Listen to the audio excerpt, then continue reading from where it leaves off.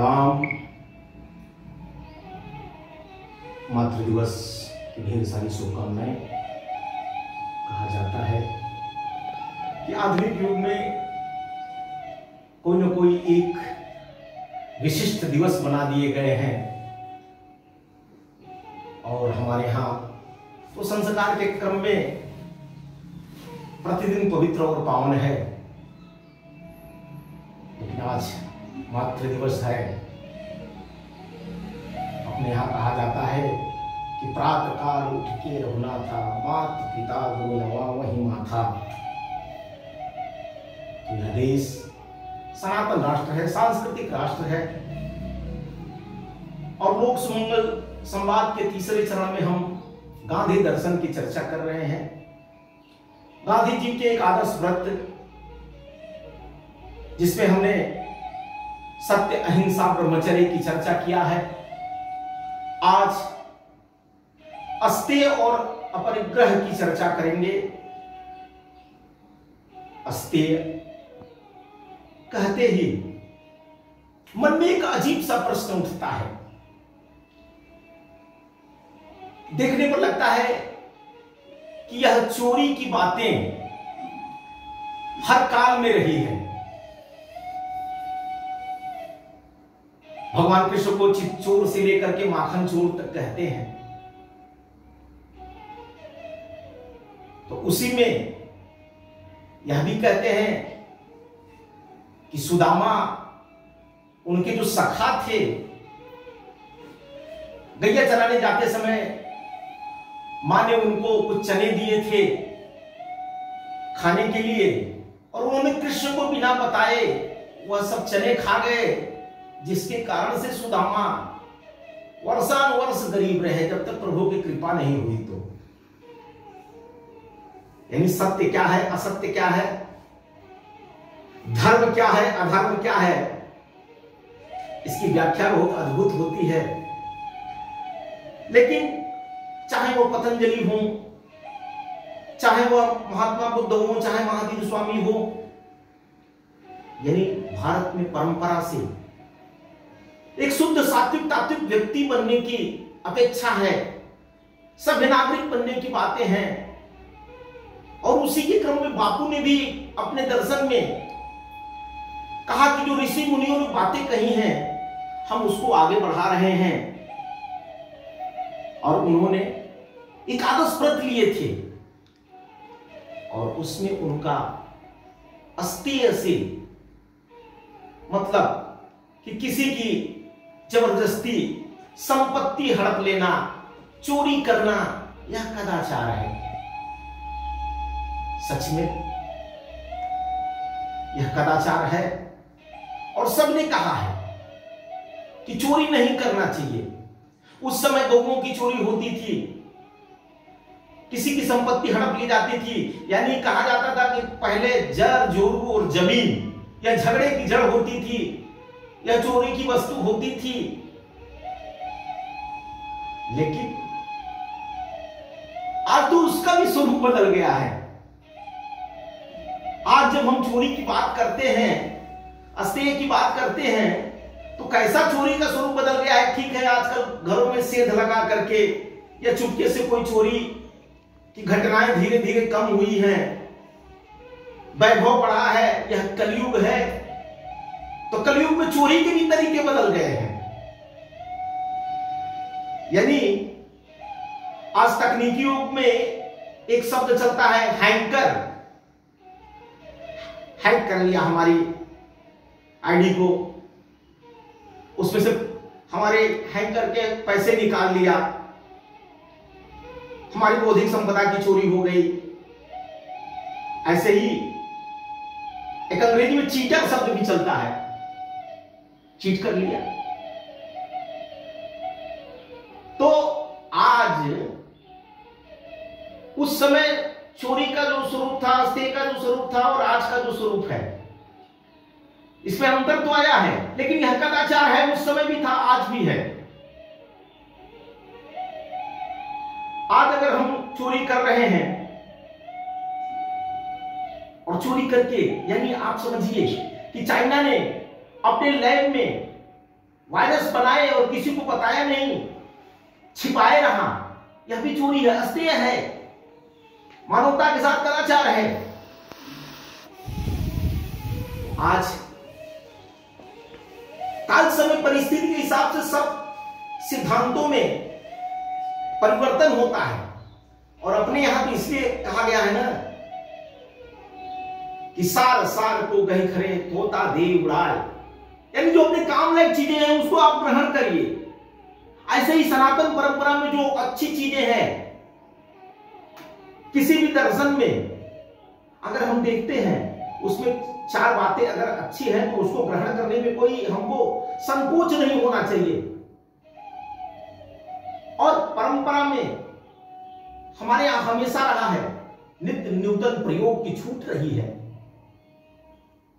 और व्यक्ति जैसे जैसे विकास के क्रम में बढ़ रहा है, कभी भी हम नए आविष्कारों को स्वीकार करने में पीछे नहीं रहे हैं। इस नाते से जंगली से आज हम नागरिक हो गए, सभ्य हो गए। उस समय भी, और यह विकास का क्रम हमेशा चला है। इस नाते से भारत में तो कहा गया है कि 4 युग है, सतयुग, द्वापर, त्रेता, कलयुग, और हजारों हजारों वर्ष पहले यहां भारत में ही देखेंगे तो स्वर्ण युग रहा है। दूध घी की नदियां बहती थी, लोग सुखी संपन्न हुआ करते थे। वह राम राज्य की बात करें, चाहे वह चंद्रगुप्त मौर्य की बात करें, अशोक की बात करें, तो अनेकों अनेक ऐसे तमाम, चाहे वह वास्तुकला का क्षेत्र हो, पठन पाठन का क्षेत्र हो, किसी भी क्षेत्र में तमाम ऐसे शोध हुए, रिसर्च हुए कि कहा गया यहां नालंदा जैसे अनेकों विश्वविद्यालय चलते थे, तक्षशिला, नालंदा, विक्रमशिला। अभी भी दक्षिण भारत के मंदिरों को देखिए तो क्या नक्काशी दिखती है। यानी हम उतार चढ़ाव की जिंदगी को देखते आए हैं, जीते आए हैं, और इस क्रम में हमेशा अस्तेय यानी चोरी को निम्न माना गया है। चोरी और व्यभिचार ये बहुत नीचे दर्जे के काम माने गए हैं। चोरी करने वाला कभी समाज की दृष्टि से समाज में कभी भी नहीं देखा गया, वह चाहे किसी प्रकार की चोरी हो। तो महात्मा गांधी बापू जो ऋषि मुनि सिद्धांत बताते आए हैं, कहते आए हैं, उसमें कालक्रमेण परिवर्तन के साथ भी जो चीजें आज भी उपयोगी हैं उनको अपने जीवन में उतारने का आग्रह करना चाहिए। यानी सत्याग्रह उनका यही था, और उन्होंने अस्तेय की बात किया। ऐसे ही अपरिग्रह की बात, यानी त्याग पूर्वक जीवन जीने की बात, जितना चाहिए उतना लेने की बात प्रकृति से। सबका जीवन सुखमय हो, प्रकृति ने सबके लिए दिया है, उसने किसी के साथ भेदभाव नहीं किया है। इसलिए एक वो शब्द उसमें आता था ट्रस्टी भाव, यानी हम इस प्रकृति में धरा के मालिक नहीं हैं, हम इसके संरक्षक हैं, सेवक हैं, और जिस मात्रा में हमको लेना चाहिए उस मात्रा में हमको इसको लेना चाहिए। तेल तक तेल भुंजिता की बात है। समाज जीवन में हर प्राणियों को सुखमय जीवन बिताने के लिए रोटी, कपड़ा, मकान, शिक्षा, चिकित्सा यह मिले, इसके लिए उसका भी अधिकार है। यही बात जॉन रस्किन ने भी कही। इसलिए विवेकानंद जी से लेकर के पंडित दीनदयाल उपाध्याय जी कहते थे कि कमा करके खाना प्रकृति है तो छीन करके खाना विकृति है, तो कमा करके किसी तीसरे को खिलाना यह संस्कृति है। तो जब हम त्यागपूर्वक जीवन की बात कर रहे हैं, आज दुनिया सुख के चक्कर में भाग रही है, संसाधन जुटा रही है, नित्य नए प्रयोग हो रहे हैं। एक आदमी 10,000 रुपए में अपने जीवन परिवार को चला रहा है, तो एक व्यक्ति को लाख रुपए भी मिल रहा है, तो उसका जीवन चल नहीं पा रहा है, उसका परिवार चल नहीं पा रहा है। तो विचार करना पड़ेगा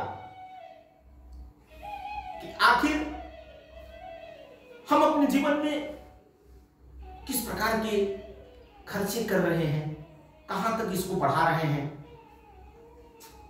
तो हमारी उपभोग की क्या सीमा होनी चाहिए। आज वैश्विक आपदा से हम जूझ रहे हैं, इसमें हम घरों में बंद हैं, और घरों में रहते हुए हमारे कितने प्रकार के खर्चे आज कम हो गए हैं।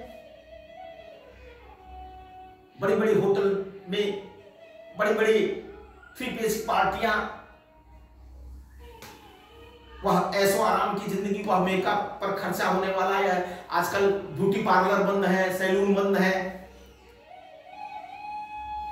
वही कपड़ा कोई घर में धुल करके प्रेस हो जाता है, और वही अगर ड्राई क्लीनर्स में जाता है तो सैकड़ों रुपए कपड़े के लगते हैं। कोई खरीद करके कपड़ा 300 रुपए का पहनता है, कोई वही शर्ट ब्रांडेड कंपनी की है तो 6,000 में मिलती है। यानी हमारा त्याग पूर्वक जीवन जीने की जो बात है, प्रकृति से कितना लेना, प्रकृति का कितना दोहन करना, यानी किस किस प्रकार के प्रयोग हो रहे हैं। अभी लॉकडाउन में पता चला कि हमने प्रकृति के साथ जो छेड़छाड़ किया था, तो ओजोन लेयर में जो होल हो गया था, छिद्र हो गया था, वह भर गया। नदियां अपने आप पवित्र हो रही हैं, उनका प्रवाह ठीक हो रहा है, जल शुद्ध हो रहा है, वायु शुद्ध हो रही है। तो आज एक यह महा जो संकट आया हुआ है, इसमें अपने जीवन को बदलने की भी दिशा तय करनी पड़ेगी। और बापू ने जिस स्वराज्य की बात किया, जिस जीवन पद्धति की बात की, प्रकृति के साथ मिलजुल करके जीवन जीने की जो बात किया, आज दुनिया की बड़े बड़े कंपनियां परेशान हैं। क्यों परेशान हैं? क्यों ले जा करके चाइना में अपने उद्योगों को स्थापित कर दी, और चाइना में जब यह महामारी आई तो सबके काम बंद हो गए। बापूजी इसीलिए कहते थे कि गांव में रहने वाले लोगों की समस्त आवश्यकता की चीजें पूरी होनी चाहिए, जिसे कोई प्रतिबंध लगावे तो कोई संकट ना आवे। तो गांव में ही हम अपने जिले का, हम अपने देश का ऐसा स्ट्रक्चर खड़ा तो कर सकते हैं कि हमारे यहां सब चीजें बने। इसलिए स्वदेशी की बात होती थी, इसलिए स्वावलंबन की बात होती थी। तो आज अगर हम अपने जीवन में परिग्रह लाते हैं, त्याग पूर्वक जीवन जीने की अगर विधा को हम सीखते हैं, जो हमारे अंदर है, कुछ ऊंचे सपने दिखा दिए गए, कैसे रहना। बड़े लोग जो करने लगते हैं, छोटे उसी के पीछे भागने लगते हैं। जो रोल मॉडल करते हैं, उनके पीछे दुनिया चलने लगती है। वह क्या खा रहे हैं, क्या पहन रहे हैं, कैसे चल रहे हैं, कैसे बोल रहे हैं। तो ऐसे जो विकसित राष्ट्र करने लगे, उसके पीछे हम भी भागने लगे। हमने अपनी संस्कृति को तोड़ा, हमने प्रकृति के साथ अन्याय किया। तो बापू का यह जो आग्रह है, उनके जो एकादश व्रत हैं, उसमें अस्तेय आज भी चुनौती के रूप में खड़ा है, चाहे उसका स्वरूप जो हो।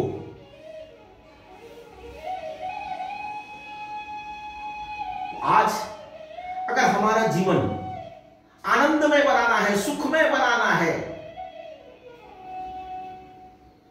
यानी जब हम जीवनोद्देश्य की चर्चा करते हैं, तो जिस सुख के पीछे दुनिया भाग रही है, कि रोटी, कपड़ा, मकान, शिक्षा, चिकित्सा, भोग की वस्तुएं मिले, उसमें बापू का तो चिंतन यही कहता है कि केवल सुख से काम नहीं चलेगा, व्यक्ति को मानसिक शांति भी चाहिए, जो परोपकार से, सेवा से, साधना से मिलती है। और उसके भी आगे कहते थे कि व्यक्ति को शारीरिक सुख, मानसिक शांति के बाद आत्मिक आनंद चाहिए। वह परमानंद की बात करते थे।